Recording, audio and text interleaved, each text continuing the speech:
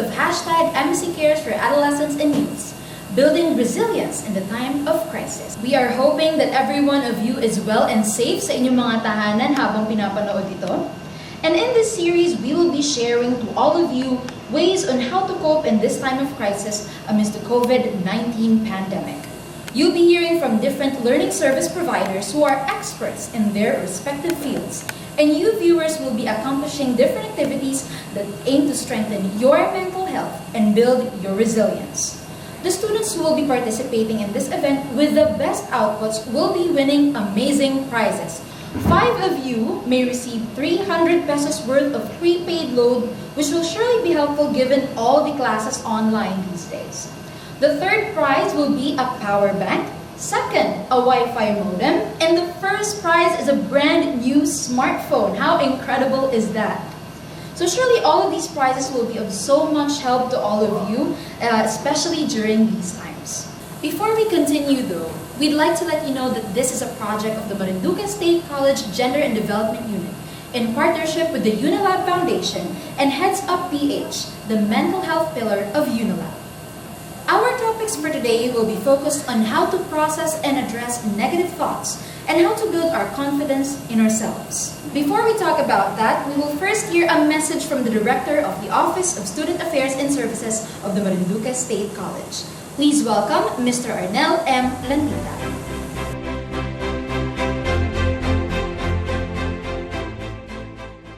Good day, everyone. It is indeed a pleasure for me to welcome you to this Gender and Development Unit-sponsored activity entitled Building Resilience in the Time of Crisis. Natural or man-made disasters, calamities, pandemic, and epidemic disease.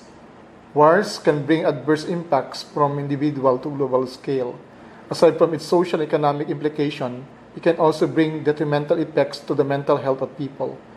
The focus of this activity is to encourage students, particularly those who are staying at home, to perform evidence-based and practical activities that could build the resilience in the time of crisis, particularly the COVID-19 pandemic. We have the following objectives for this activity. 1. Identify steps or ways on how to build the resilience of Filipino students in the time of crisis. Second, impart skill among students on how to build resilience during crisis. And the third one, appreciate the values learned from the steps applied in building resilience in the time of crisis. Though you are busy with your online and offline academic activities, I hope that you will give time participating in this GAD activity. The college are conducting programs and activities designed for the enhancement and deepening of your leadership skill, as well as for social responsibility. This kind of endeavor will provide and give you opportunities for interaction with other student leaders from the 4 campuses of the college.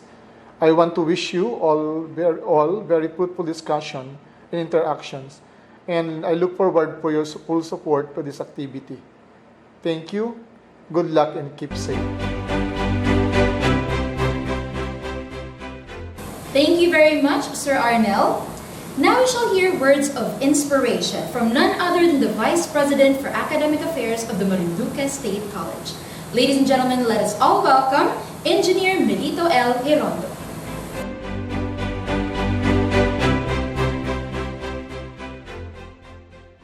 Good day, everyone. This representation would like to extend the academic community's warm welcome to all of you who spared portion of your precious time devoted to valuable activities in relation to your studies just to respond to the invitation of the MSc Gender Development Unit regarding this event. This initiative by the MSc GAD Unit, in cooperation with the MSc Guidance and Counseling Office, and with the help of UNILAB Foundations Incorporated, through Heads Up PH, is very timely, knowing that for almost a year we are suffering hardships and difficulties due to the pandemic, and during the past several weeks we are experiencing effects of natural calamities which seems to be going our way almost regularly. I really believe that we Filipinos, particularly us from the heart of the Philippines, are very resilient considering the different challenges that we have faced in the past, and yet we are still present here, enjoying every moment and looking ahead. It might be the reason why you are blessed with various disasters, calamities, and many challenges. God knows that we are always ready to accept His will because we know that He will always be on our side. For some, topics lined up here may be new to them, while for others they may just serve as review sessions. But whatever this means and brings to every one of you, we do hope that you will take this seriously and maintain your enthusiasm for the rest of the event. My commendation to the organizers, and I would like to express my gratitude to all the resource persons. Stay resilient, stay safe, God bless us all.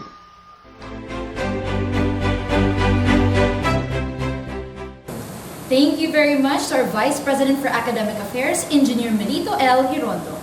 So this activity aims to instill sa inyong mga estudyante different coping mechanisms that will help you throughout this crisis, especially with the COVID-19 pandemic. But everything that you will be learning here will be useful in dealing with all the crises that you may encounter today and in the future. So the college strives to instill core values, especially resilience, the most relevant in this time of uncertainty. We now move on to the mechanics of the activities in this series. Ang bawat episode sa series na ito ay may contest that is open to all students of the Marinduque State College. Participants are invited to enter the contest by sending a photo of their accomplished toolkit covered for a specific episode. By sending their entries, participants agree for the collection of their data for documentation purposes only. No accomplished work will be revealed to the public. So every entry must be sent to the MEC GAD Facebook page through personal message. Huwag niyo kalimutang ilagay ang inyong pangalan, department, course, year and section, at contact number. At hintayin ang message confirming the receipt of your submission. Valid entries should be based on the following criteria. Format can be either photo or PDF. Entries should also be viewable and readable. All entries must not contain profanity, malicious, seditious, obscene, political, and religious comments or content, or statements that are derogatory. Organizers reserve the right to disqualify entries upon violation of the set promotional guidelines. Organizers are not responsible for late, lost, illegible, or incomplete entries. They do not warrant uninterrupted access to the promo by reason of, but not limited to, technical malfunction or failure, misdirected transmissions, internet access problems, and the like. Deadline of submission of entries is every Wednesday of the following week. By the end of the submission period, organizers will choose winners from the list of valid entries.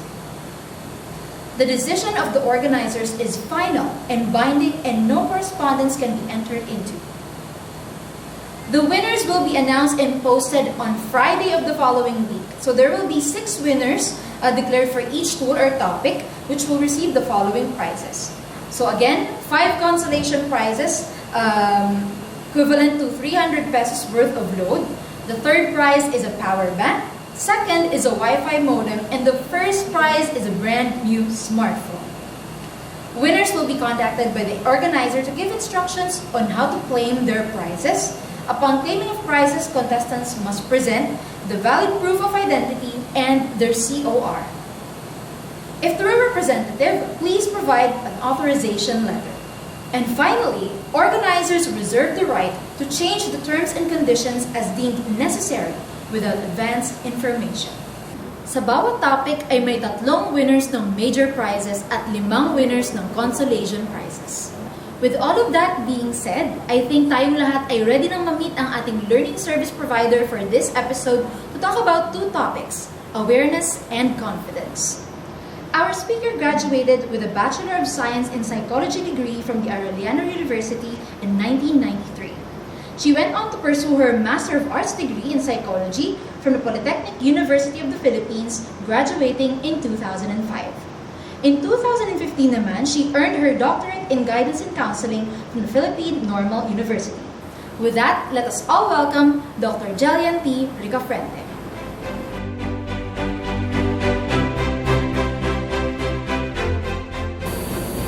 Hello everyone! I am Dr. Jellian Ricafrente. I am a psychologist, and I am here to talk about awareness on negative thoughts. So, the first step to positive thinking is thought awareness. Dapat alam natin kung ano yung mga bagay na naiisip natin or conscious tayo sa mga bagay na naiisip natin. Thought awareness is the process by which you observe your thoughts and become aware of what is going through your head. Ano ba yung mga naiisip mo? Yan. So, dapat alam natin yon. One way to become more aware of your thoughts is to observe your stream of consciousness as you think about a stressful situation. So, yung mga bagay na nakapagpahirap sa atin, naging burden sa atin, naging stressful sa atin, yung mga past events. Do not suppress any thoughts. Instead, just let them run out of their course while you watch them. And you may write them down on your free worksheet as they occur. So, pwede naman na kung ano yung tumatakbo sa utak natin, pwede naman nating isulat para aware tayo kung ano yung mga bagay na naiisip natin.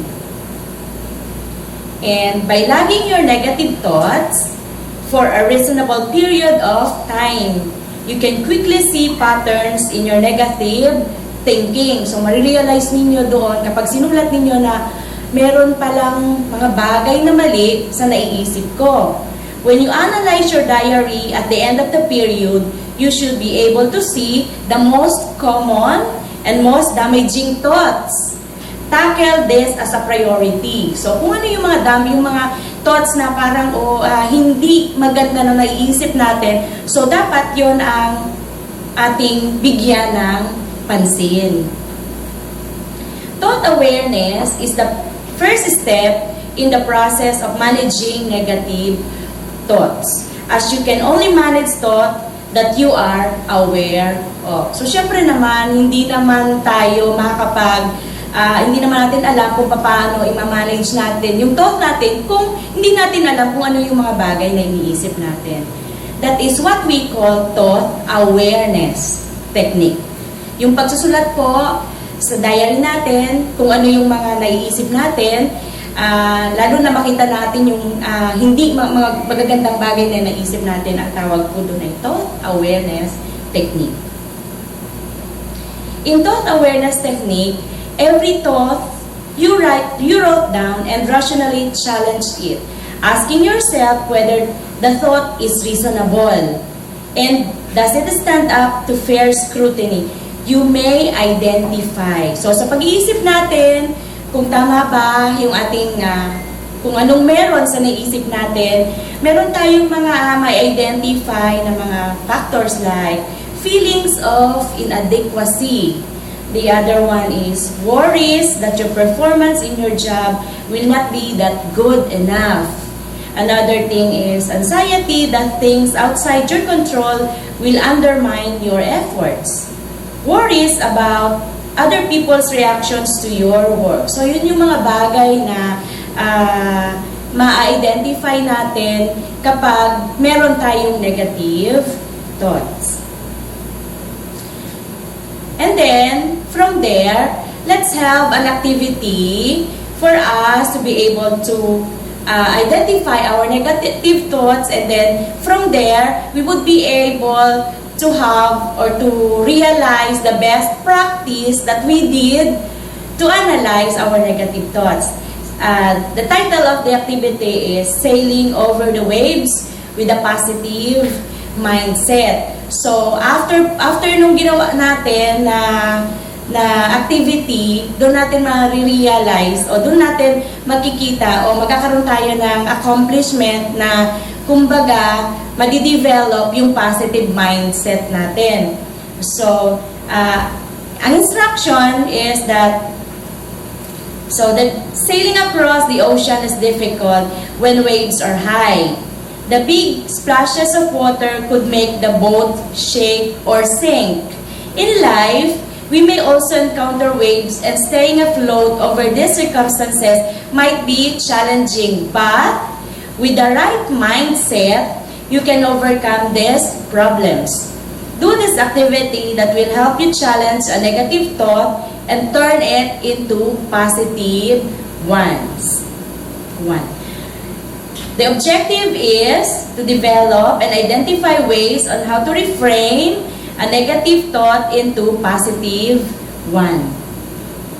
The materials that you will be using are paper or colored paper and pen. The others are coloring materials, glue, and scissors. The mechanics, the first one is draw and cut out 5 boats. Number each boat from 1 to 5. Second, draw and cut out 5 big waves.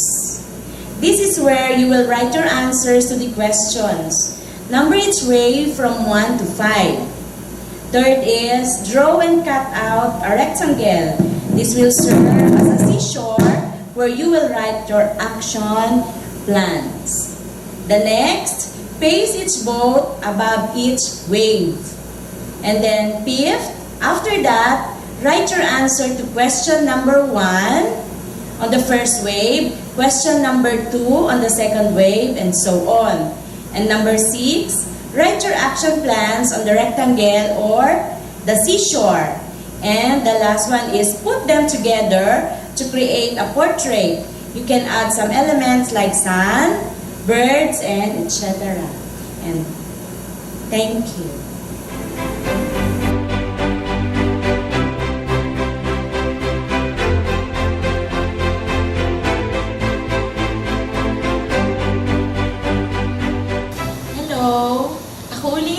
Si Dr. Jellian Ricafrente, and I will now be talking about confidence and or believing in my abilities. So makikita nyo sa sarili nyo o mapapansin nyo sa sarili nyo like you will be thinking na you are not talented enough, you are not pretty enough, parang may kulang ba, not smart enough, not good enough. Yung mga bagay na yon, yun yung tinatawag natin na meron kayong trouble with your confidence. And if you're having trouble with your confidence, try lowering the confidence of those around you by building up your own self-confidence. So believe in yourself. And self-confidence is the key to unlocking your unlimited potential. So tingnan natin yung mga potentials ninyo, ipakita nyo yung mga potential ninyo kasi yun yung makakatulong para tumaas ang inyong self-confidence. What is self-confidence now? It means having belief about yourself and your abilities. So, naniniwala ka sa iyong sarili at sa iyong kakayahan. Another is, in order to achieve our vision, we need wisdom. What is wisdom? Holistic intelligence with experience and determination and enthusiasm. For that, we need self-confidence. Self-confidence means trust to ourselves with full of inner strengths. These are our means and tools to make our dream or purpose come true. So pag wala naman talagang self-confidence, talagang mahihirapan tayong ma-achieve yung ating mga dreams. Kasi may kulang. Self-confidence is the first requisite to great undertakings, according to Samuel Johnson. Another for definition of self-confidence, believe what is in the line of your needs. For only by such belief is the need fulfilled. Have faith that you can successfully make it, and your feet are nerved to its accomplishment. So, yun. Malapit lang tayo sa accomplishment kapag meron tayong self-confidence. Confidence in yourself and your abilities according to Oxford Advanced Learners Dictionary. A feeling of trust in one's abilities, qualities, and judgment. Life isn't about finding yourself. Life is about creating yourself. And how are we going to develop our self-confidence? How are you going to develop your self-confidence? First, you have to have a goal setting. Yun ang unang gagawin natin. Ano ba yung goal na pwede natin gawin? O ano ba yung goal natin na dapat natin gawin? Ano yung dapat na set is paano natin i-set yung goal na yun? Like for example, nakikita natin sa Facebook na ang gagaling nila mag-TikTok, sumayaw. So, baka pwede rin naman tayo, baka meron din tayong natatago na miski pa paano ay grace sa pagsasayaw. So, ang goal natin ngayon is gayahin yung mga nakikita natin sa Facebook, yun ang ating goal. Yan. So, set natin yon. And then, from there, i-record natin yung sarili natin. Pag nakita natin yung na-record natin, and then you will analyze, we're going to analyze na, pwede pala, kung pwede, o hindi pa pwede. And then, from there, the time for creation, and for action, and then from there, to evaluate. Ay, pwede ba? Pag hindi pwede, then another goal setting na naman. Yan. So, let's say, for example, mahina tayo sa mathematics. So, dapat gagawa tayo ng paraan para maging mas matuto tayo sa numbers. So, another is continuation for developing confidence is we have to identify our negative thoughts. Yung mga naiisip natin na hindi magaganda. And then, turn our negative thoughts to positive thoughts. Gagawin natin siya positibo instead na negative. Refuse to allow negative thoughts to occur more often than positive thoughts. Huwag nating pabayaan na lagi na lang negative thoughts ang nasa brain natin. Dapat mas marami ang positive. Maintain a positive support network. Yung mga friends natin na nakakatulong sa atin para ma-boost yung ating self-confidence. Then, eliminate reminders of your negativity. Identify your talents, kung magaling kang kumanta, magaling kang sumayaw. Take pride in yourself. Pagmalaki mo naman ang sarili mo. Accept compliments gracefully. And look in the mirror and always smile. Mas nakakaganda lalo kapag laging naka-smile. What are the advantages of a strength self-confidence? Of course, first, greater self-worth. Another is more happiness and enjoyment kapag may confident ka sa sarili mo. Freedom from self-doubt. Hindi ka magkakaroon ng, konti lang yung doubts o walang doubts. Laging malakas ang loob. Greater strengths and capabilities. You know that you are capable. Freedom from fear and anxiety. Walang takot. Freedom from social anxiety. Kahit kaninong tao, pwede tayong humarap. More peace of mind and less stress. Pakunti lang stress. More energy and motivation to act. Yung encouragement na magagawa natin ito.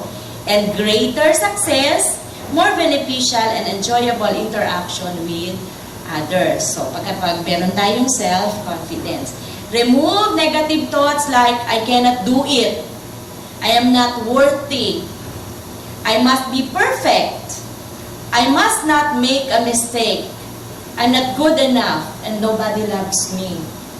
Marami naman talaga ang nagmamahal sa atin. Yun ang katotohanan. And like yourself, I am friendly, I am polite, I listen, I study hard, I take turns, I'm brave, I'm loving, I help. I have a gift, I share, and I like myself.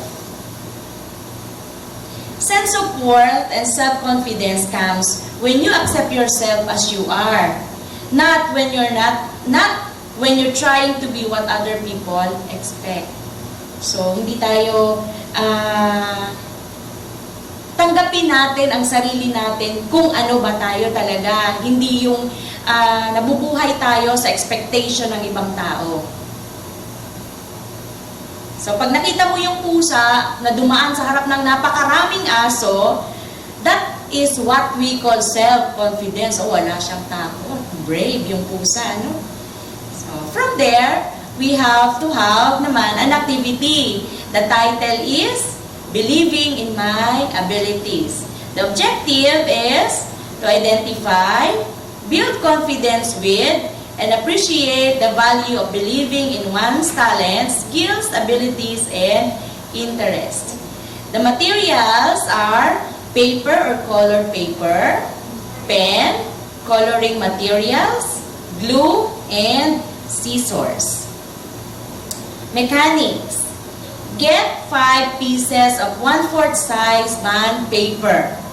Second, think of 5 symbols or objects found in your home that remind you of your talents, skills, and abilities or interests. For example, blue shirt. Third, throw that object and write about the talents, skills, abilities, or interests that you remember about it. Example, my blue shirt reminds me of the time I joined a singing contest in grade 6. And number 4, once you're done, paste the sheets of paper on a whole piece of bond paper or cartolina to make a collage. And then you're going to share your output. Yan. So, to sum it up, ang hirap kasi na wala tayong confidence. So, para ma-build yung confidence natin, ang una, yung negative thoughts natin, we should turn it into positive thoughts. Kung bago tayo lumabas ng bahay, makita natin na may kulang, pag harap natin sa salamin, parang may kulang-kulang yung lipstick ko, na alam mo na makakadagdag ng self-confidence mo yung lipstick mo, then, bakit? Why not put a small amount of lipstick in your lips? Parang ganon. So, pampadagdag ba siya ng confidence? Ano? Sa mga lalaki naman, ay kulang, parang may kulang bago ako lumabas ng bahay, parang kailangan kong mag-spray ng konting perfume, then why not? Kung yun ang makakadagdag ng confidence natin. Mabuboost ang ating moral kapag mataas ang ating level ng self-confidence. Thank you.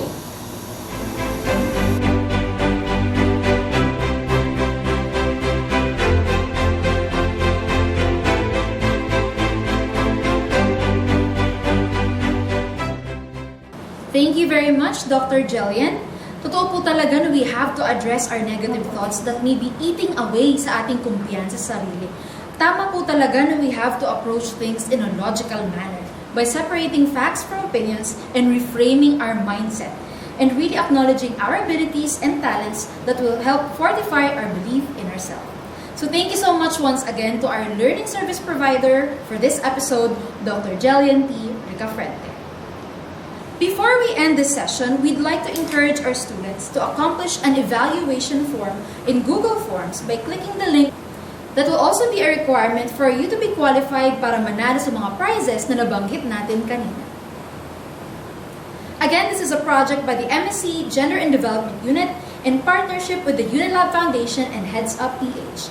In our next episode sa susunod na Biyernes, we'll be talking naman about how to make the right choices and how to deal with problems and develop your own set of values. Make sure to tune in ulit sa ating episode and we'll see you next Friday.